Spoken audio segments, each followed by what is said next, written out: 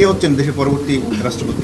সাবেক রাষ্ট্রপতির বিরুদ্ধে একটি মামলা হয়েছে ঢাকার একটি আদালতে। সংবিধানের 123(2) অনুচ্ছেদ অনুসারে 90 দিনের মধ্যে রাষ্ট্রপতির পদত্যাগের 90 দিনের মধ্যে নতুন রাষ্ট্রপতি নির্বাচন করতে হবে। গতকাল ছিল 23 জুলাই, 24 জুলাই।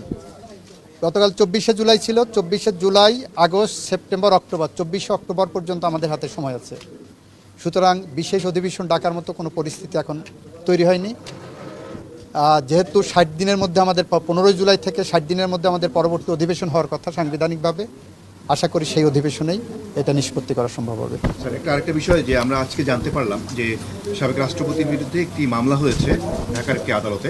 উনি গতকালকে বলেছিলেন যে 51 আর্টিকেল 51 অনুযায়ী ওনার মামলা করা যায় না, কিন্তু ওনার প্রিভিয়াস কর্মকাণ্ডের জন্য এই মামলাটি হয়েছে।